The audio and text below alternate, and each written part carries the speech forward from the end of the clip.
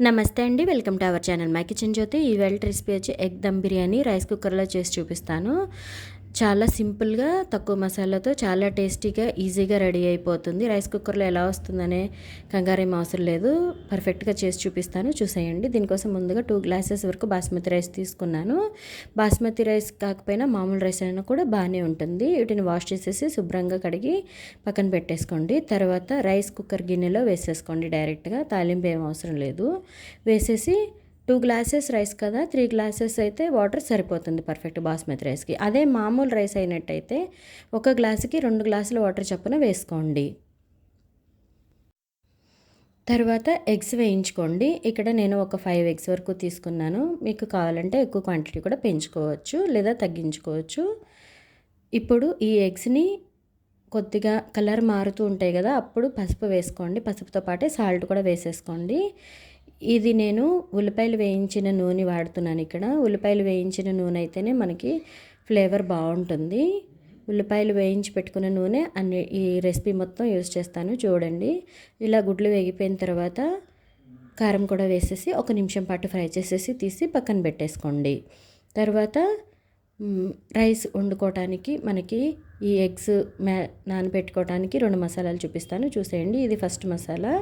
Eggs నానబెట్టుకోవడానికి brown onions 1 cup వరకు తీసుకోండి, అంటే ఒక పెద్ద ఉల్లిపాయ అయితే సరిపోతుంది. తర్వాత కొత్తిమీర, పుదీనా, సాల్ట్ వంటివి, అల్లం వెల్లుల్లిపాయ పేస్ట్, కారం అన్నీ యాడ్ చేసుకోండి. బిర్యానీ మసాలా కూడా యాడ్ చేసేసుకోండి.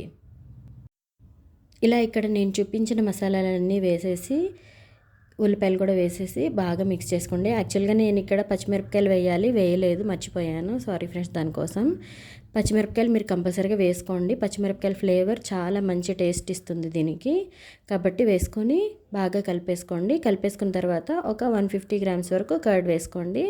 మరీ పుల్లది వేసుకోకండి, మరి కమ్మదట్టది వద్దు. మామూలుగా మీడియంగా ఉంటుంది కదా, ఆ పెరుగు వేసుకోండి, పర్ఫెక్ట్గా ఉంటుంది మీకు. ఇలా పూర్తిగా కలిపేసిన దానిలో ముందుగా వేయించి పెట్టుకున్న ఎగ్స్ ఏవైతే ఉన్నాయో వాటిని కూడా యాడ్ చేసేసుకోండి. ఈ ఎగ్స్కి మసాలా మొత్తం పూర్తిగా పట్టేంత వరకు కలిపి 10 నిమిషాలు నానబెట్టుకోండి, సరిపోతుంది.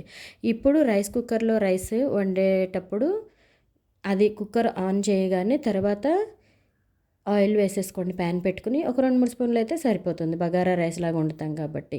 ఇప్పుడు బిర్యానీ మసాలాస్ మీకు నచ్చిన ఫ్లేవర్లో వేసేసుకోండి. వేసుకుని ఆయిల్లో 1 నిమిషం పాటు ఫ్రై చేయండి. ఆయిల్ మరీ వేడిగా అవ్వద్దు, జస్ట్ వేడవుతూ ఉండగానే వేయండి, లేదంటే ఇవి త్వరగా మాడిపోతాయి, కాబట్టి ఇలా వేయండి. తర్వాత సాజీరా అలాగే ఆలుకాయలు త్వరగా వేగిపోతాయి కాబట్టి లాస్ట్లో యాడ్ చేశాను. వీటిని కూడా వేసి ఒక్కసారి చిట్టుపట్టులాడుతాయి కదా, అప్పుడు సరిపోతుంది. దీనిలో ఒక మీడియం సైజు ఉల్లిపాయని సన్న ముక్కలుగా తరిగేసి వేసి వేయించుకోండి. ఈ ఉల్లిపాయలు పూర్తిగా వేగాల్సిన అవసరం ఉండదు, ఎందుకంటే మనం ఆల్రెడీ బ్రౌన్ ఆనియన్స్ వాడుతున్నాం కాబట్టి ఇవి జస్ట్ ఇలా రెడిష్ బ్రౌన్లో కొంచెం మారుతూ ఉంటే సరిపోతుంది. అప్పుడు ఒక 1/2 స్పూన్ వరకు అల్లం వెల్లుల్లిపాయ పేస్ట్ వేసి వేయించుకోండి. అల్లం వెల్లుల్లిపాయ పేస్ట్ కూడా వేగిన తర్వాత 2 మీడియం సైజ్ టమాటాలు తీసుకొని సన్న ముక్కలుగా తరిగేసి వేసేసి కొంచెం మగ్గనివ్వండి ఉడుకుపడేంత వరకు. తర్వాత ఇలా టమాటాలు ఉడికిపోయిన తర్వాత కొత్తిమీర, పుదీనా వేసేసుకోండి. కొత్తిమీర, పుదీనా వేసేసి మెత్తపడేంత వరకు ఫ్రై చేస్తే సరిపోతుంది. మరీ బాగా ఫ్రై అయినా కూడా దాంట్లో ఉండే ఫ్లేవర్స్ పూర్తిగా పోతాయి, కాబట్టి జస్ట్ ఇలా కొంచెం ఫ్రై చేయండి, సరిపోతుంది. ఇప్పుడు రైస్ కుక్కర్లో రైస్ పెట్టేసి ముందుగా మనం వేయించుకున్న మసాలా ఉంది కదా, బగారా రైస్ కోసం తాలింపు, అది దీనిలో యాడ్ చేసేసుకోండి. బాగా పూర్తిగా ఉడికిపోయిన తర్వాత వేయొద్దు, జస్ట్ ఇట్లా వేడెక్కుతూ ఉన్నప్పుడు మాత్రమే వేసేసేయండి, సరిపోతుంది. వేసేసి బాగా కలిపేయండి. ఇప్పుడు ఈ స్టేజ్లో సాల్ట్ కూడా యాడ్ చేసేసుకోండి, రైస్కి అలాగే తాలింపుకి సరిపడా వేసేసి బాగా కలిపేయండి.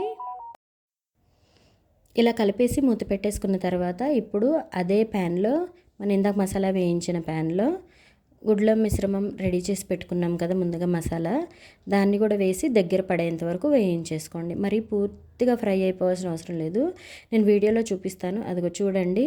ఇలా అయ్యేంత వరకు కొంచెం దగ్గర పడిపోయి ఎగ్స్ దాంట్లో ఉండేంత వరకు చూసుకోండి. దీంట్లో ఉప్పు యాడ్ చేసేసుకోండి, అంటే ఇందాక యాడ్ చేసాం కదా, ఏమైనా తగ్గితే అడ్జస్ట్ చేసుకోండి. చేసేసుకుని రైస్ కుక్కర్లో ఇంకొక 90% కొంచెం నీరు ఉందని తెలుస్తుంది కదా, అప్పుడు ఈ మసాలా వేసేసేయండి.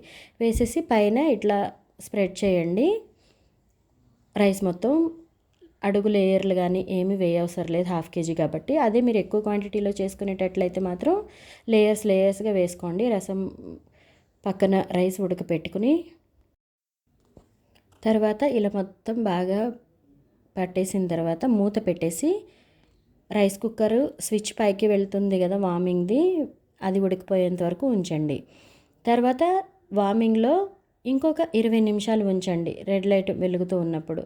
అలా వార్మింగ్లో 20 నిమిషాలు ఉంచిన తర్వాత తీసి చూడండి, మీకు పర్ఫెక్ట్గా పొడి పొడిలాడుతూ దమ్ బిర్యానీ రెడీ అయిపోయింది. రైస్ కుక్కర్లో ఈజీ వేలో చూపించాను, మీరు కూడా తప్పకుండా ట్రై చేయండి. ఎలా వస్తుందో అని సందేహం ఏం అవసరం లేదు.